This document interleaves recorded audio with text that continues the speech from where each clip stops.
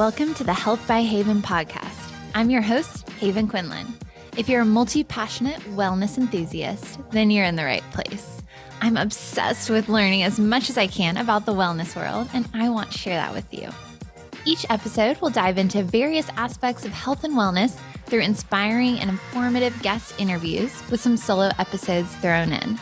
Tune in for all things health, and let's have some fun, shall we?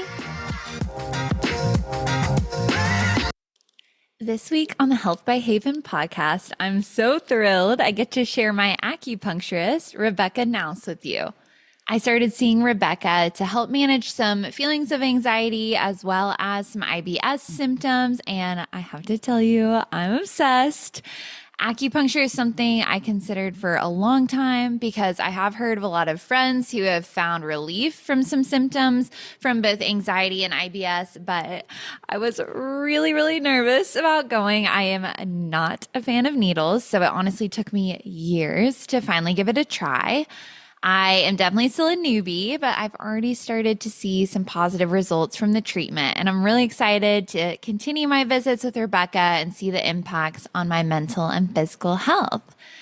Rebekah is the owner of Balanced You Clinic in Knoxville, Tennessee. She's a licensed acupuncturist with the state of Tennessee and holds diplomate status with the NCCAOM. She graduated from the Young Dao School of Chinese Medicine and has been practicing massage therapy for 18 years. In the episode, Rebekah shares so much information about Chinese medicine, acupuncture, how the body's interconnected, the mind-body connection, effects of stress and trauma on the physical body, and more. So if you want to learn more about Eastern medicine modalities and what it's like to actually go to an acupuncture appointment, especially if you're nervous like I was, then this episode is a must listen. All right, Rebekah, thanks so much for joining us on the Health by Haven podcast this week. I am new to the world of acupuncture, and so I'm so thrilled to get to chat all about it with you.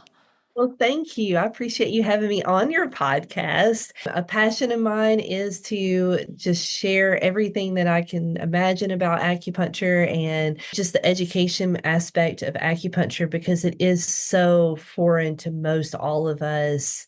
Still, I just had a meeting with one of my coworkers here, and one of our big missions in Knoxville, Tennessee, is to go around to different offices and talk about acupuncture and how it can be beneficial.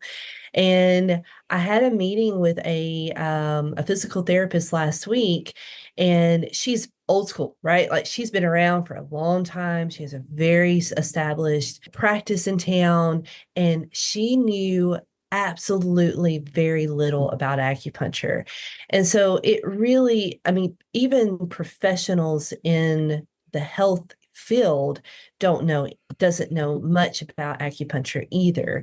And so I think that is such a big gap in the bridge of Eastern and Western approach. I feel that the more we can understand where this approach is from an Eastern kind of point of view, it doesn't feel so foreign. It doesn't feel like, oh God, this is a whole nother thing and a whole nother, but it really isn't. But it's the way it was taught, of course, 2,000 years ago, right?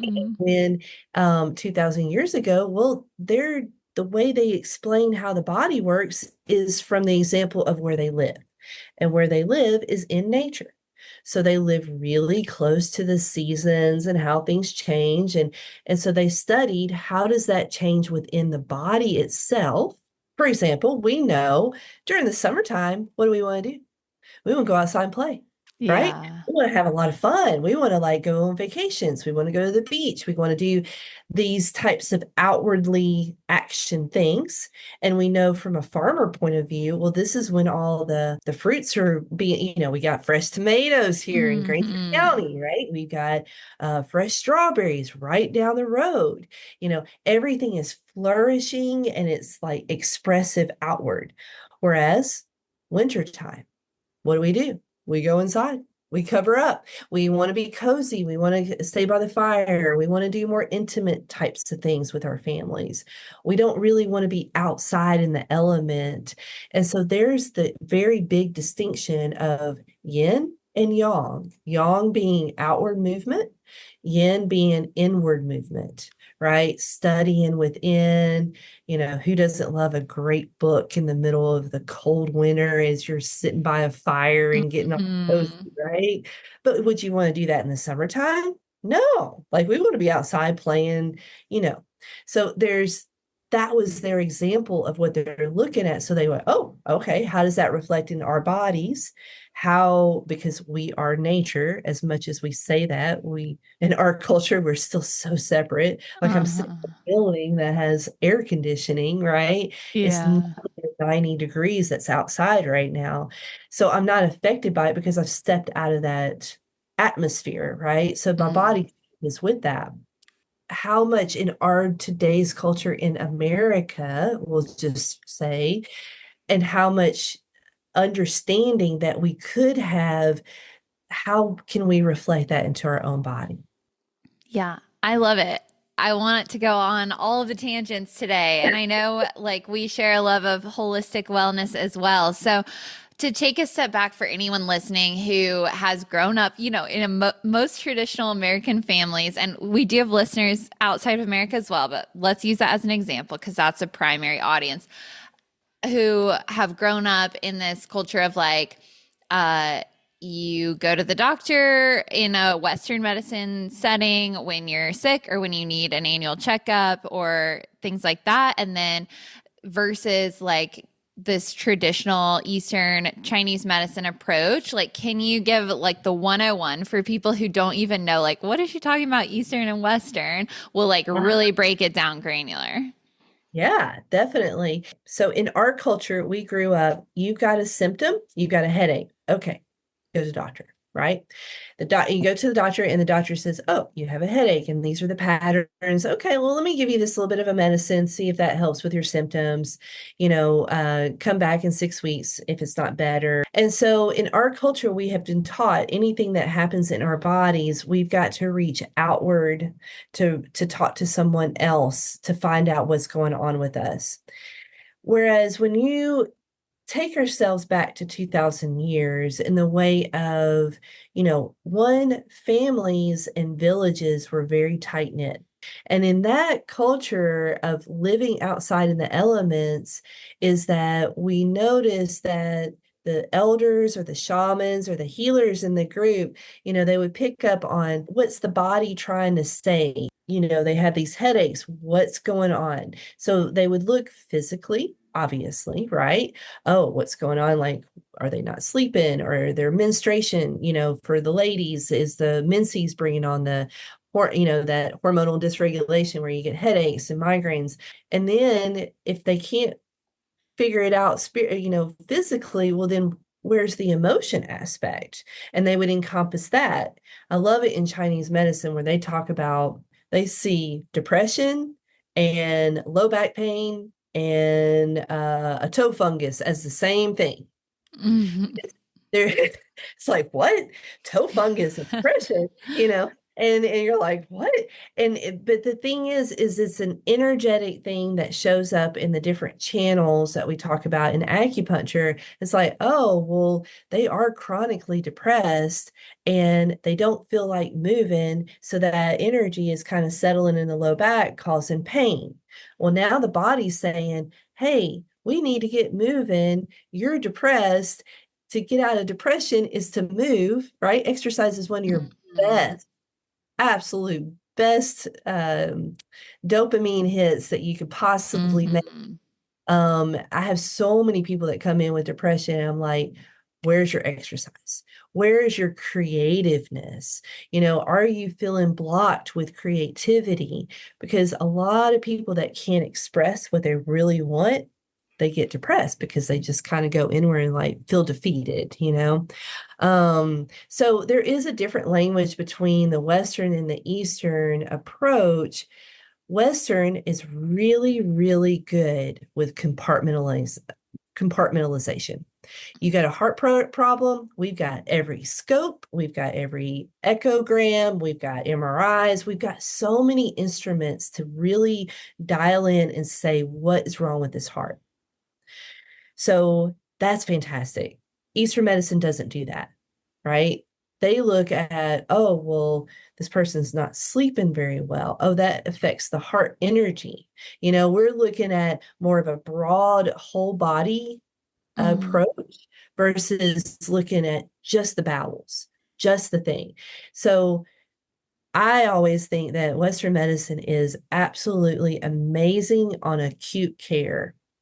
Something happens, if you get in a car accident, you want some Western medicine. For sure. When you get to the hospital, you want that quick thing. You get pneumonia, oh, great. We got antibiotics. Like we've got these powerful medicines to help with an emergency acute issue. When it comes to chronic stuff is where the Eastern kind of shines. And, if you have chronically allergies, let's talk about allergies. East Tennessee inundated with allergies. Why is your body rebelling against a substance that's entering the body? So you and I, Haven, we're out in a field. We're walking along and something's in bloom. Let's say the dandelions are in bloom, right? I'm allergic to them. I find myself, and you're not. But we're two people, right? We're walking beside each other, same situation, same amount of inflict. And I start sneezing, and you're not bothered with that. What is that? And so for whatever reason, and here's some really cool theories, and I don't know all the research on it, but they're talking about allergies and emotions. The first time you got, like maybe the first time I got inundated with a bunch of dandelions, I had some emotional like thing that happened right before it. And so my body says, oh, when I have that influence of that pollen that enters my nose, then I have to fight against it because there was something wrong. Have you ever heard that No, I've stuff? never heard that. It's just amazing on how much our bodies are trying to tell us stuff. So in clinic, I see a lot of people with autoimmune deficiencies, same thing as allergies. Autoimmune. So your immune system is fighting against itself. Why would that be? And so typically every person that I've ever seen with an autoimmune deficiency has had major childhood trauma. Something's happened that triggered that thing. Now, could there be a genetic component? Yes. Like you could have that genetic gene in, but it doesn't mean it's turned on until the trauma happens. Does that make sense? Yeah, I've definitely heard more and more about how different physical symptoms can be connected to emotional situations or traumas or things, which is just so fascinating, like learning more and more and more about the mind body connection. So I love that you're bringing that up. And I guess that's a good kind of like next point to go through. I think acupuncture is even more than I realized, like connecting the mind and body and getting them to work together. So for people who've never been before, can you tell us a little bit more about that? I would say about 90% of the people that come into my clinic come in with pain. Mm. They've got pain somewhere. Their shoulders chronically pain, their low back's in pain. Probably 2 out of the 10 people actually had like an injury.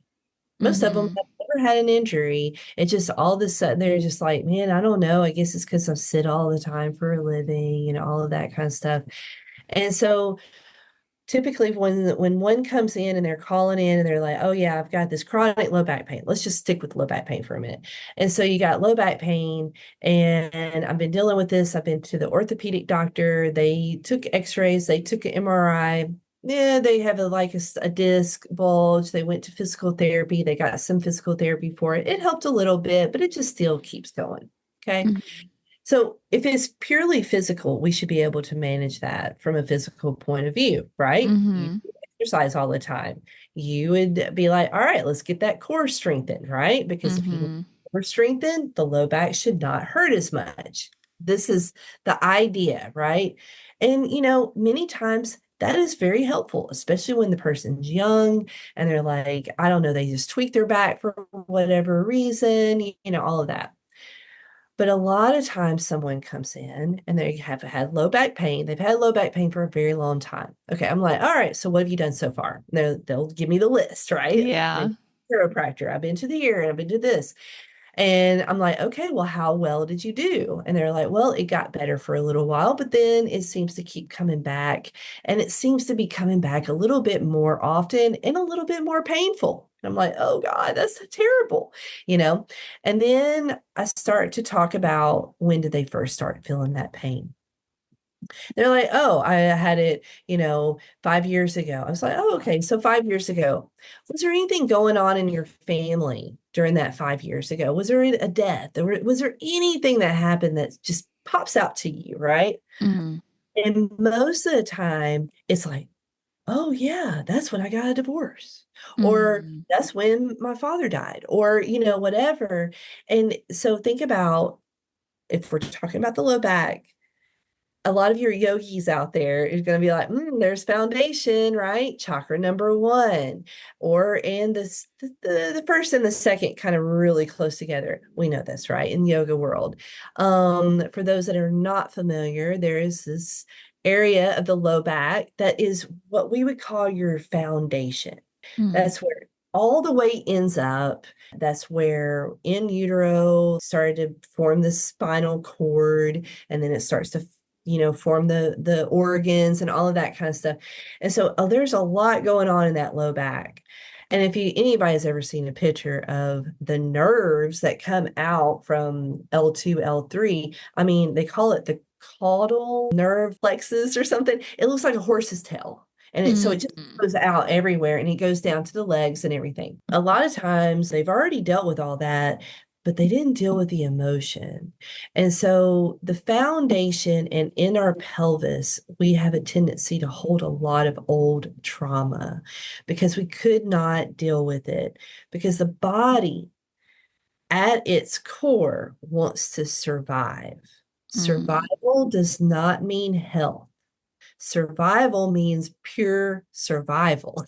Yeah. And so it will divert away from the organs, right? The chest, the heart, the lungs, the major organs are really in your upper mid torso, correct? Mm-hmm. Your bowels are not immediate survival. So that's an area where it can push down.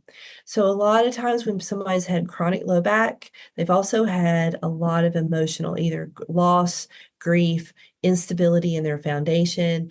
And so, what does that have to do with acupuncture? Okay, so what we'll do is we define exactly which channel or meridian it's in. And we look at, oh, okay, it's stuck in the gallbladder channel, for example. Oh, okay, let's counter it with the opposite channel, fill that energy back up. And then the person, I mean, within minutes, they're like, there's no pain in my back. Wow.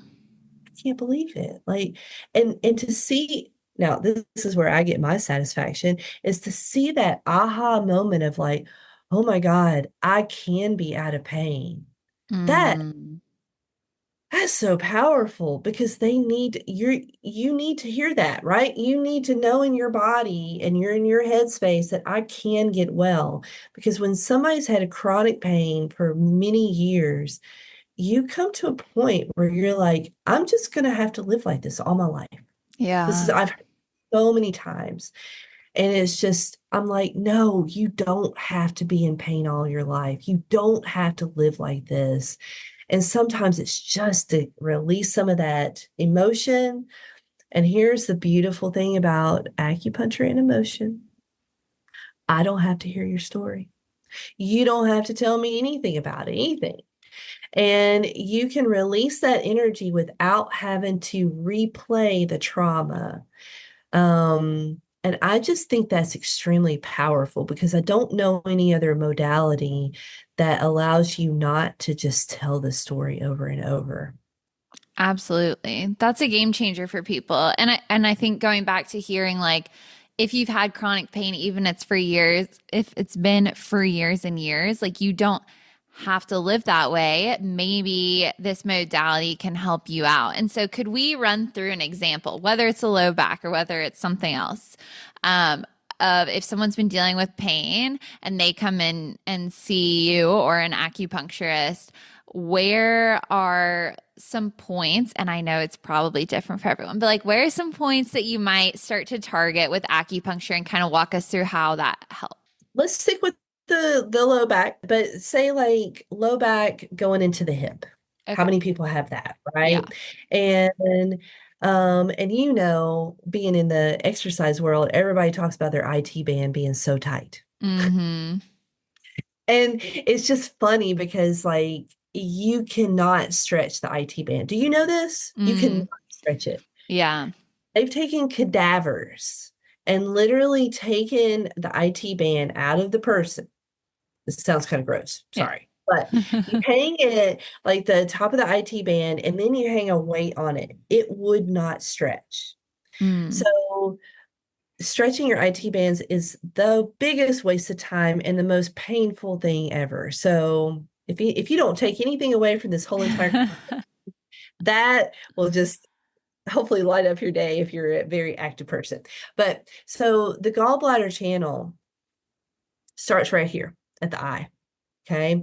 And it goes down to the jaw, and then it goes around the ear, and then it goes on top of the traps. How many people have trigger points at the top of the traps? Oh, yeah. Big time. Pretty much everybody, right? Mm-hmm. It kind of goes inward. You can't see this on the screen, but then it's going to go down the side of the body. And it's going to go down the side of the IT band all the way down to the fourth toe. Okay. So a channel is a circuit. If we can think in electrical terms, that this is a full circuit, it goes from one side to another. It's actually all one big current or big channel, but you had to segment it somehow to make sense of it, right? To be able to Mm-hmm. tease out and manipulate. Well, let's just talk about what is the gallbladder channel. So in Chinese medicine, there's 5 elements, right? So you got wood, fire, earth, metal, and water. So there's your 5 elements. Okay. And so the way they explain it is one feeds each other, right? So, but they also have all kinds of different specialties to each of the organ systems. And so a gallbladder channel is a part of what we call the wood phase. The wood phase is the liver and the gallbladder. Okay. Okay. So the liver and the gallbladder, in its characteristics, you see a tree, it grows up and then it grows out, right? Mm-hmm. That's the way the energy moves. The liver channel starts at the foot and it comes up the body and it comes outward like this. Okay. So what is a tree? Like, what does that mean, right? So if we relate the wood or a tree compared to our body, it would be our muscles, ligaments, and our tendons. Okay. All right. And so this is how we move, right? This is how we move through life. This is how we get up to stand and sit down. And then the emotional aspect. So there's the physical. The emotional aspect is our creativity. Mm. So it's like the tree grows above the forest to go, ooh, what's going on around here? Like the wise owl that likes to look all the way around. And so it looks for creative opportunities. The wood phase is all about, oh, I want to do this project. I want to create this thing. When I see a patient that has a lot of wood issues, like say it's in their liver or their gallbladder channel, I Mm. ask them, what is their creative outlet? And Mm. most of them are like, well, I used to paint or I used to, play guitar. I'm like, what happened? Why are you not playing anymore? You need to feed that because that's going to be the positive aspect. Okay. When one is a creative and is unable to create, what happens? They get frustrated. They get jealous. They get angry. They get revengeful, right? Like these are the feelings. Okay. Mm-hmm.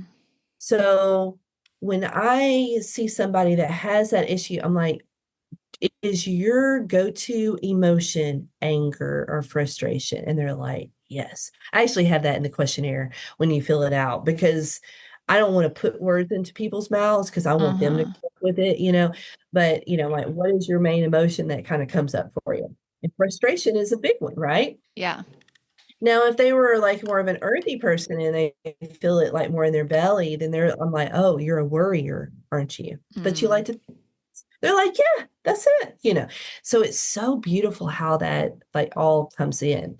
So if we're frustrated and angry, then a lot of that energy kind of comes up. And we find that a lot of people would have low back pain, hip pain, jaw pain. So it all Mm. kind of goes along together. This is how Mm-hmm. you're seeing the full body, okay? Well, the gallbladder in particular is about setting our boundaries. So it's the edges of the body. I outlined it. It's the sides of the body. Mm-hmm. Are you having a hard time putting up boundaries? Or do you feel that your boundaries are being pushed? So Mm. these are the things that we kind of talk through when I see a chronic hip problem.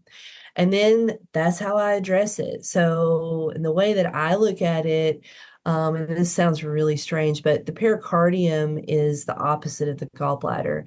And so, when there's a lot of energy stuck, so I feel it in their pulses. So, pulses are a major diagnostic tool for acupuncturists. And when I feel their pulses and I feel that gallbladder pulse going boom, boom, boom, boom, boom, and then I'm like, oh, okay. And then I feel the pericardium pulse going, "Dur, dur." Like that's how it sounds to me. And so I'm like, oh, okay. All of the energy is in that gallbladder channel. So now I stimulate the pericardium and how I do it, it pulls the energy out of the gallbladder to balance it out. Well, now you have full support and you come out with no pain. Mm. And I know it still sounds very vague, and I'm hoping I'm explaining this correctly or that you understand, but there's so many layers to it, and that's what's so beautiful. And acupuncture truly is an art because it is the practice of like seeing all kinds of examples and all kinds of layouts. You can line up three people with acid reflux, right? Three different people have acid reflux. They all feel it about the same, but we're going to treat them three different completely ways because there's a reason that you have acid reflux and there's a different reason that that other person has acid reflux. Even though in Western medicine, we would go Prilosec. There you go. Yeah. You just take one, and all three would take the same medicine. Now, all three will probably get benefits, from the medicine, but the problem is what is it doing in order to accomplish that? And this is the battle of medicine and acupuncture because that proton inhibitor, so it's causing your stomach acid to lower in some ways so that it doesn't keep rising up and eating up your esophagus because acid reflux is not good for you at all. But a lot of those Prilosec and those things were only supposed to be taken a couple of days, like maybe up to 7 to 10 days. But how many people I see that have been on Prilosec for 10 years? Mm. But to know an acupuncturist is going to look at you so individually of why do you have acid reflux versus Joe down the road? Because that doesn't matter Mm-hmm. right that moment. We're looking at you and maybe you're having, we call it rebellious stomach chi. Anyway, you're like, well, the stomach chi, the energy is supposed to go down, right? Well, it's going up, and so it's rebellious. So, so if somebody comes in with that low back pain, and we deal with the gallbladder, typically when I first see somebody for the first time, I'm going to ask them to come in at least 3 weeks in a row. And the reason is because acupuncture builds upon itself.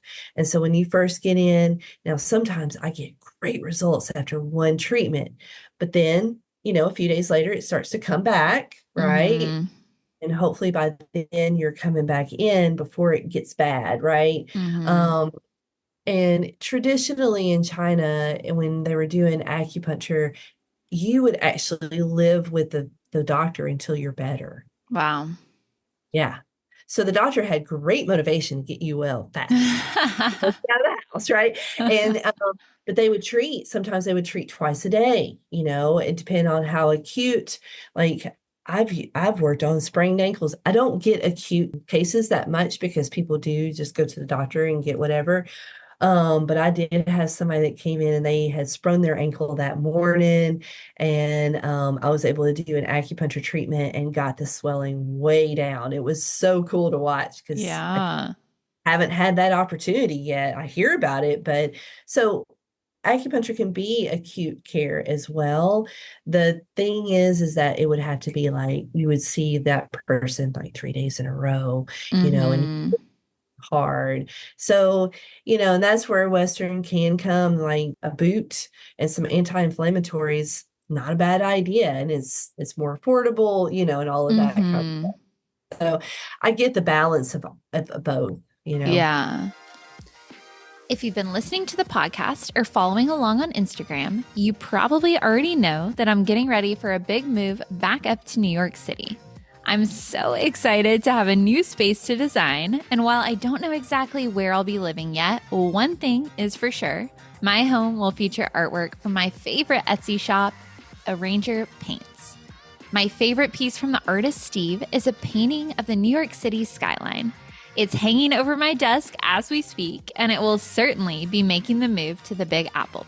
If you're looking for one-of-a-kind artwork to personalize your space, be sure to check out arrangerpaints.etsy.com.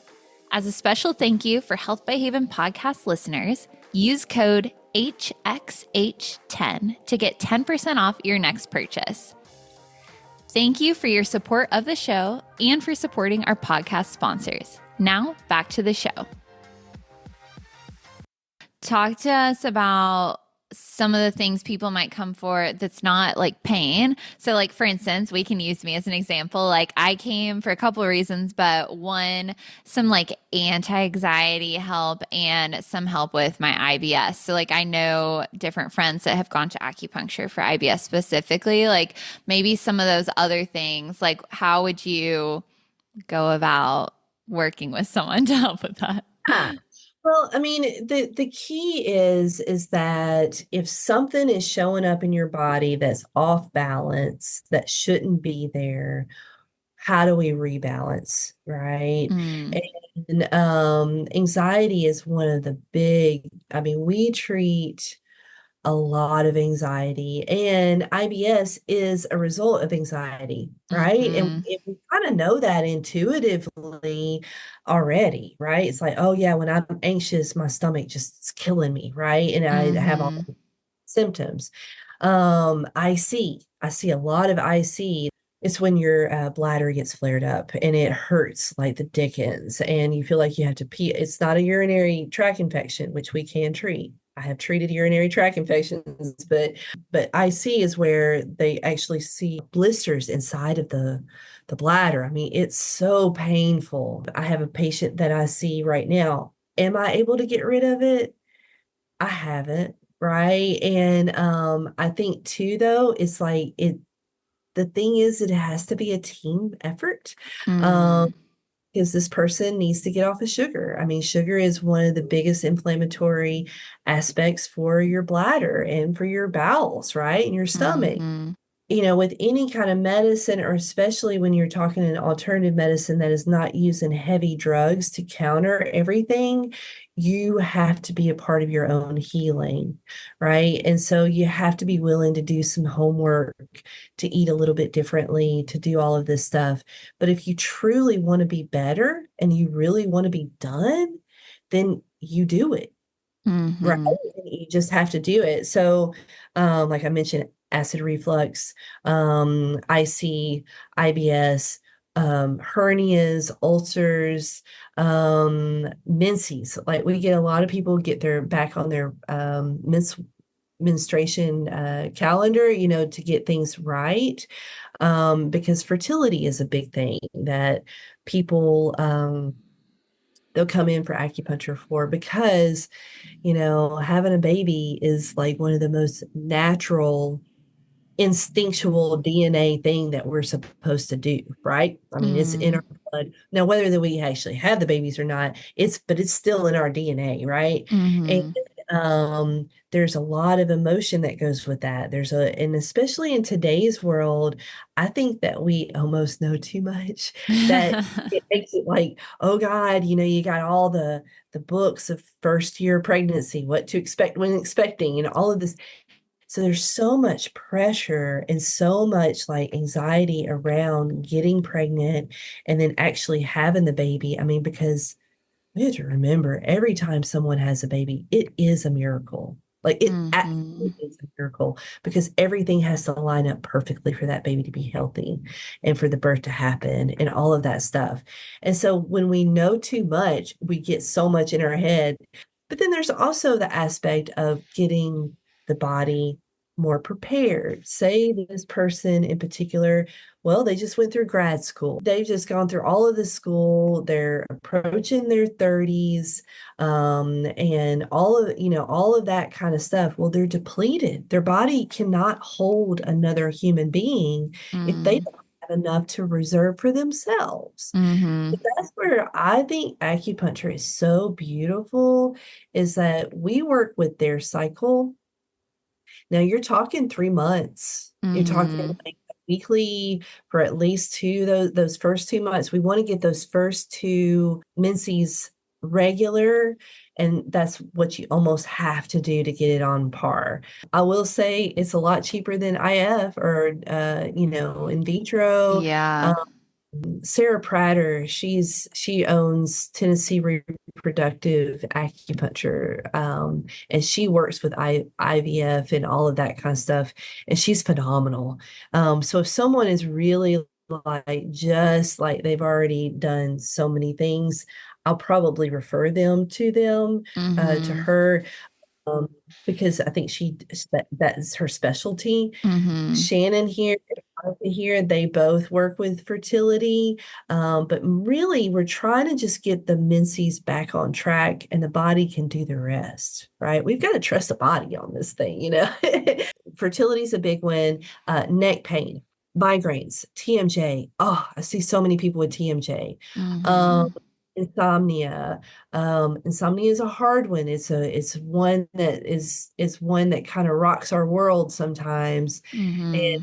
hormones, is it stress, and the beautiful thing when you're in a session with us, which I hope that you experienced as well, Haven, is that you know you tell us all the things that are going on.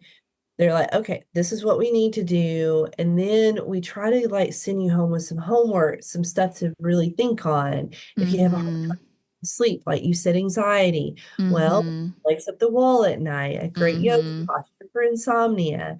Um, have a great nightly routine, because the body really loves those patterns and they love the routines at night in order to go to sleep.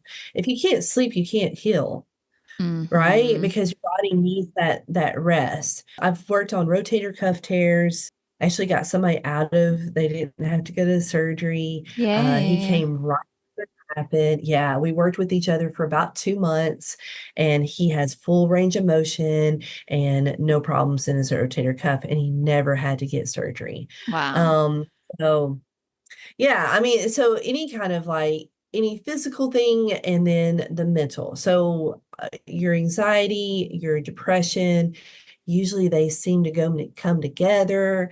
Mm-hmm. I seem to attract a lot of people with trauma, past trauma. The cool thing is like we're not therapy, so we're not like taught therapy. So you come Mm-hmm. in and you're like, man, I just feel anxious. My question to you, if you remember, where do you feel it in your body? Mm-hmm.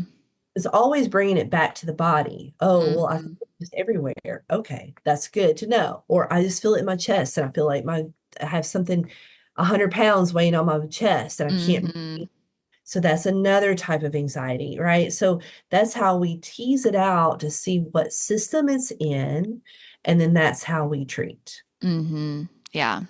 Well, and I love that it is so personalized and it's a breath of fresh air after, and the healthcare system, we could go on about forever. And it's not just like individual doctors' faults all the time, but a lot of times you feel really rushed in like a traditional healthcare appointment. They're on a schedule, they have a million patients to see, so you get maybe 10 minutes with the doctor at most after you've talked to a nurse or something. And it's just so nice to be able to like sit down with someone and have them really like listen and ask you questions. Like there's so many questions that I was like, wait, what, like how's this connected? Do you know what I mean? But it Huh? makes sense as well because the body is so interconnected and the body and mind so connected as well. Mhm. Yeah. Yeah. Your average doctor's visit 6 minutes. Yeah. I mean, I don't know how you can there's no way I could work in that capacity. And that's an insurance driven. Yeah. Doctors don't want to do that. They don't No. want to be they don't want it, but then they're kind of their hands are tied. And so the Hmm. system as a whole, our health Hmm. system as a whole is extremely distorted. And I mean, we could do a whole podcast just Yeah. that because I have a lot of thoughts on that and why the health system is in such a bad, thing. But from my position is that we offer the acupuncture as individual personalized treatments. In my school is like when you come in to see me again, I see you as a new person. Mm. Um, and try to see you who you are today because you aren't the same person that you were 2 weeks ago. Yes, you have a lot of the same similarities, but it's not the actual same. You've grown, you've changed, something's happened in those 2 weeks, right? And so we try to see that day, like what is going on with that person that day. Mm. Um, and then, as far like, and we're not dictated by insurance. I Mm. never be dictated by insurance. So I mean, there's starting to be options like insurance is starting to try to cover acupuncture. But we set it up in a way where we'll set up a bill for you to send to your insurance companies and to hopefully get reimbursed. Um, Mm-hmm. and then we also offer an open room community style acupuncture option to make it more affordable. Now, those treatments are a little bit quicker. The talk is a little bit quicker. The treatment's still the same length. You still get 20 to 25 minutes laying with needles in you. And so that is so that if a person cannot afford a regular treatment, they still have access. And because I never want to feel like you don't have access to me, right? Or Mm-hmm. oh, it's too expensive. I don't want, so there, there's a balance. And I mean, we were called Balance You, right? So it's like, there's a little balance of there, like people that don't pay as much and then people that are able to pay the regular price. And that feels good in our spirit. Mm-hmm. Because I think any of us, including you being an exercise, you teach exercise and stuff. Our passion is for the person to get better, regardless of whatever financial state they are in, and all of that. And I have found in the 20 years that I've been in this, is that there's a lot of places that, oh man, they offer great modalities, but it's so dang expensive that only the rich people can. I mean, no offense to rich, hey, I'm happy for you, but that they're the only ones that are going to be able to afford that, and that really limits the amount of people that could be helped. So. Absolutely. And I love that you guys do that. And that's part of the goal of this podcast too. Like it's free. You can listen, you can learn from different doctors and experts in their fields and things. So for people listening who have never been to acupuncture before, talk to us a little bit about the actual needles, because this is also something I came in and told you, I'm really afraid of needles. I don't know what it's going to be like. So talk people off a ledge if they're like, yeah, that's not for me because I'm not a needles person. And nobody is a needles person, right? Yeah. Like, I don't like needles. Our first example of a needle is when we're like 2 years old, right? And we are automatically, we're vulnerable. We are getting a shot from some big person that we don't know, and it hurts. Mhm. And, you're like, and your mom is taking you to this place. Like, how am I supposed to trust my mom on this? Like she's putting me in this. That's your first example of what a shot or a needle is. And so it makes me understand why people are so freaked out over needles. So a hypodermic needle is huge, right? It's a big long thing and it's got a hole in it and it can like squirt something in your body. Well, acupuncture needles are about, if you could try to pick out three of your hairs, I mean, literally one, two, three hairs, that's as thick as that needle is. So Mm. they're so thin. You have a guide tube. So this is a little plastic, just a plastic thing. And a lot of times, I don't know if I did it on you, but I just pushed on there just the guide tube. Okay, that's what you're Mm-hmm. feeling, really. And it feels a little sharp because it's a piece of plastic on you. And then the needle, we pop it and it just slides right into the pore. So it almost is not even a puncture as it is just slides into the pore that's already an accessible area to come in. And typically we don't even go past the skin. So it's very superficial. It's just right there at the top. And I mean, there are some areas where I'll go deeper, and that's depend on the area of the body and the width of the person, right? Depending on how big or small they are. So sometimes I might have to go a little bit deeper, but primarily it's very superficial. And I mean, what was your feeling with it? Yeah, I barely even felt it. Yeah. And so, I mean, if it's a pinch, it's such a slight pinch. I mean, it's not even, I mean, if you've had a tattoo, it is absolutely nothing like that, right? Um, I had a tattoo and I'm like, after I got done with that, I'm like, never again. That's too painful, you know? And I'm like, and it's funny when I have patients with like 20 different tattoos and they're like, I'm scared of the needle. I'm like, you've got to be kidding. There's no way you're scared of a needle. It's not painful. Typically, if somebody does feel something, it's more of like the way I explain it is like you feel like it's full. It just like feels full. That's the only way Mm. I know. It's not comfortable. It's not pain, but you're like, there's something there. There's something happening. And Mm-hmm. then what I love is like you'll get a few in and one can talk to another. So you'll feel like a little sensation here, and then you'll feel a little sensation here, and you're like, oh, my thoughts on that is where the nervous system is connecting because it's all about the nervous system and that circuitry, right? And so if this one's talking to this one, I'm like, oh, okay. So they're kind of talking to each other and getting online so that energy is moving. Very rarely as I can actually like I can touch a nerve. The thing is the person will feel it and they're like, oh, that doesn't feel right.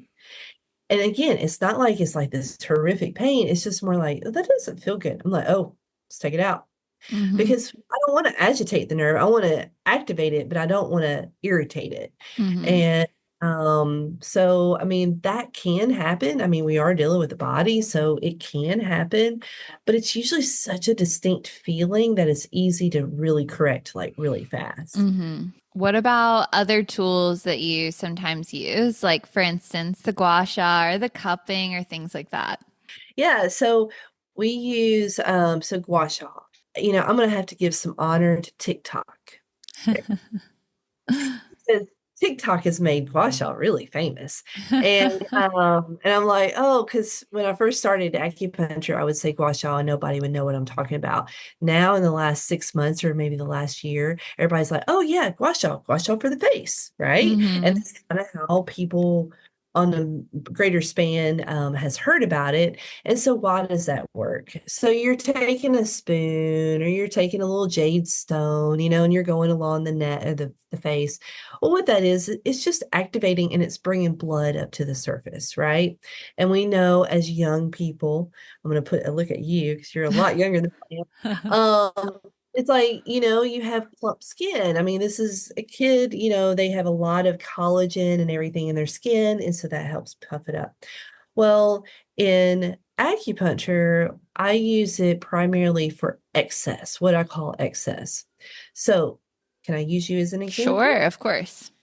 So when someone comes in with anxiety, immediately I'm like, okay, we're going to do some gua sha. Mm-hmm. The reason is, so you have the back, and so you Mm-hmm. have, here's the spine in the middle, and then you have the muscles that are on the side. Those are called the erector spinae group, but they're big muscles, right, that stick up. Mm-hmm. And that is the bladder channel. Okay. So let's think about, so the heart we call anxiety heart fire. Okay. So that's excess heat in the heart. The heart is already of the fire phase. So it's already running hot. And then you run a little more hot, and then you're like, you know. So the bladder is water. So it's cold water. How do you put out a fire?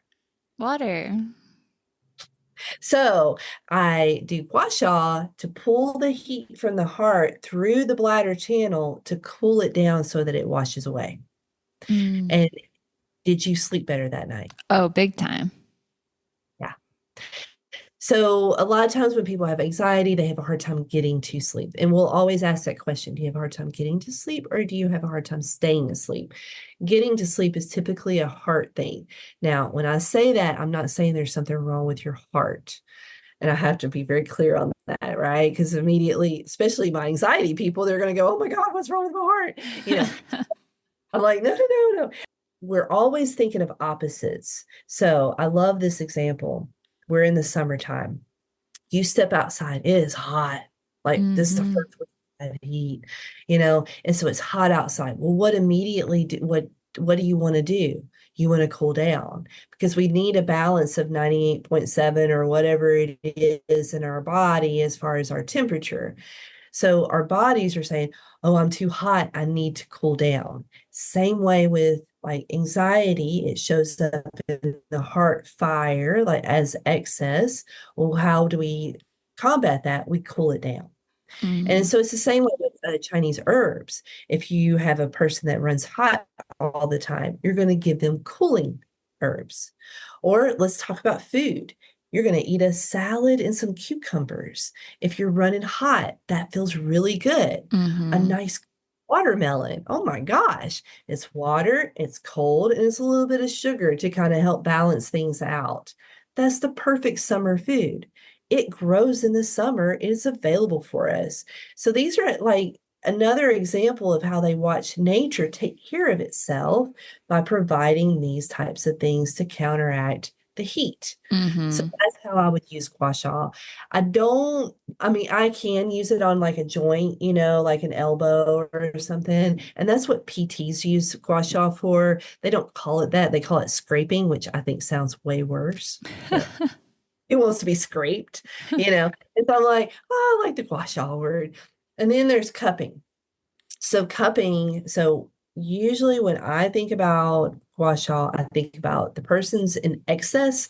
I want to clear that. And so I want to bring that to the surface to be cleared out through the lymphatic system. Cupping is usually when somebody is extremely deficient, meaning they're very pale, they have no energy, their eyes are kind of like, like it just feels like they just don't have much spirit. They're just like, I'm just so tired all the time. So with that person, I want to pull the blood. So think about a cup. It's a suction cup, right? It's Mm-hmm. pulls upward. So what it does, it causes suction to pull the blood up to the surface so then it can be utilized to flow through the body. And then the body and the person's like, God, I just feel like you just refilled me. This is so good. So that is how I can use those additional modalities. We also do Tui Na. Tui Na is Chinese style of massage. And Tui Na is another modality that you don't have to use needles, and it's a way to move the energy through the channel. So from what I've heard from history and from like lectures and such, Tui Na was actually formed before acupuncture, which I think is Hmm. fascinating. So a body worker, like they're like, oh, when I hit this area, their stomach starts to growl. Huh. I wonder what that's about. So all of this the whole Chinese medicine was discovered through observation and to try to see like, oh, well, this does this, so let's see if that will do that, right? And Tui Na was such a great one because you didn't have to use any other tools other than these, right? Mm-hmm. And at the time, they didn't have, stainless steel, right? Like all of these things, and they made needles out of bone and different substances. And so Twina was a very safe thing because you didn't actually have to enter the body at all or any of that kind of stuff. And a good Twina practitioner, they actually learn how to bone set for broken bones. They were like the chiropractors at that time. Wow. And yeah, so I have a personal mission that I want to learn 29 more. I've taken one class already that was like a 24-hour class. And then there's a lady that I want to go, and it's a full year program. Uh, Wow. yeah. And I'm a massage therapist. So I've been doing this for 25 years, but I didn't learn it in the way of the meridians and the channels. So I Mm-hmm. want to learn how to do that because I think that there has been people that come in that cannot take needles. Mm-hmm. It freaks out their nervous system even more. Or like I've got a Parkinson's patient that I use seeds instead of needles. And seeds are, they're on like a little adhesive, like a Band-Aid, and there's literally a seed, and it's a cheap black seed. Like there's nothing of significance about the seed. It just pushes pressure Mm-hmm. on that point. And for my extreme sensitive people, which I do have, I'll use seeds and it does just as well as the needles. So the needles are just a tool. But Mm-hmm. I think that covers all of the modalities that I think we have used in the clinic. So, Yeah, yeah, because I was going to ask you the difference between like the acupuncture with the needles versus like acupressure, but I guess you kind of answer that with the seeds. Like it's the same points. It's just whether it's a needle or not. Is that correct? oh, and there's one other thing I almost forgot. Moxa. Moxibustion is the full term for it. That means burning of the herb. That's what that means. So the herb that we burn is called mugwort. Mugwort is like a mint. You can grow it anywhere. It's just fantastic. But what they found, which I think is so phenomenal, is that so the needles or pressure does it moves within the what the energy of the body already has. Okay. Moxa adds energy to the body. So what we do is we will it's usually in like a big cigar looking thing. There's many ways that we apply it, but there's this big cigar looking thing. And we light it on fire and we get it to like just ambers, right? And we'll blow on it, and get all the ashes off. And say like this is the point that I'm going over. I will take the stick and just kind of go over it a little bit, but I don't touch the skin. We're not trying to burn you. Mm-hmm. And so the smoke absorbs into the body and it adds energy to that channel. It sounds a little hokey, right? Yeah. And I'm just like, I don't understand. But when I do it or matza on people, they're like, that feels so good and it feels so nourishing. So it is a way to like it just absorb into the body. And for whatever reason, they figured out the same vibration as the mugwort is the same vibration as the person. So that's what they use. They don't use that many different herbs. It's just pretty much mugwort. And so, not everybody can handle a lot of smoke. I mean, it's pretty smoky. And Mm-hmm. even myself, I don't like to do a whole lot of it because I'll have a headache by the end of the day because it's just so much smoke, in my face. Mm-hmm. So there's this thing called matzo balm. I like it. I mean, it literally is black and it's like a balm. So you just put it on the point that I'll show that person to do because I like to send it home with people Mm. is adding energy. And if this is an injury that needs to be like dealt with daily, then they've got their homework. They don't have to keep coming in every day. And so it's a balm, so you put it on the area and then you put moist heat on top of it, and that helps absorb and Mm, it helps with like swelling, any kind of like a sprain, especially if you have like a ankle sprain or something. Moxa balm is so good for it. So that's another modality that we'll use instead of just the needles. that's cool. I've never heard of that. Yeah. Yeah, we didn't get to do that on you the day. Yeah. So Yeah. Maybe next time. Yes. Okay. For anyone listening who is like, okay, I'm ready to try acupuncture now. Like I can wrap my head around it, or, oh my gosh, I never thought that I could go for my hip pain or, whatever it may be. If they aren't local, because if they're local to Knoxville, obviously they should come see you. But if they're not local, how would you recommend someone finding the right office or the right practitioners for them to fit their needs? that's a great question. And, luckily, there is some great things in the government as far as boards, like standards, and so anybody that pretty much is a licensed acupuncturist has gone through all of the training. It's a 4-year program. 3 years is didactic, and then the last year is all practice. And then there's board exams to be passed and all of that kind of stuff. So whoever is a licensed acupuncturist has gone through the process of becoming an acupuncturist. So typically I've never heard of a bad acupuncturist, right? Maybe in other countries where there's not, the standards are not as high and requirements are not as high, you might could get some hokey people out there, there's always that possibility. But pretty much if I was in another town, I would Google, acupuncture near me, like Hmm. find me, and then go through some websites and open the website, see what the reviews are, right? And then also kind of get a feel, from their website, because a website is a reflection of the company. And so, just kind of see what feels good to you.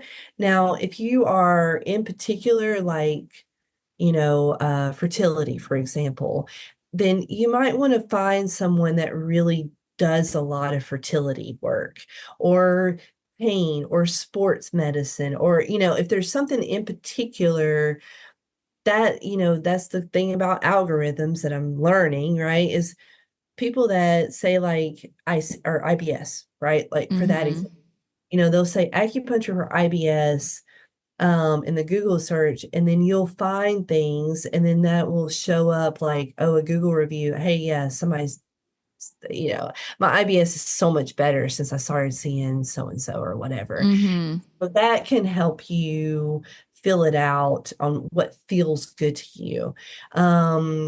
And then, when you walk in, your first acupuncture treatment, you're going to probably be about an hour and a half, because you're going to sit and talk about all your history and what's going on. And then the acupuncture treatment itself usually takes about 20 to 30 minutes, depending on how long practitioner leaves the needles in. And from what I've learned is that we try to leave the needles in for 20 minutes.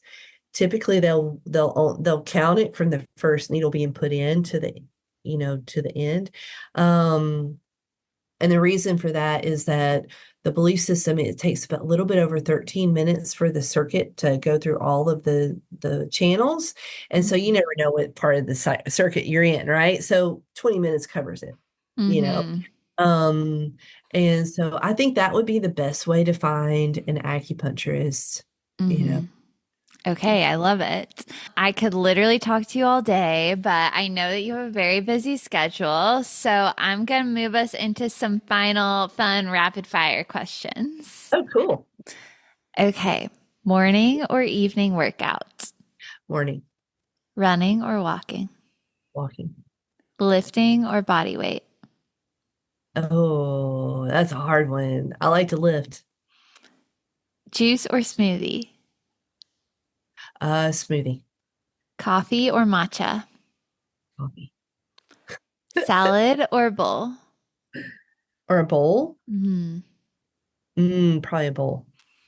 Pizza or pasta? Pizza. Tacos or quesadilla? Ooh. Oh, that's a hard one. Probably tacos. An early riser or night owl? Oh, I'm an early riser.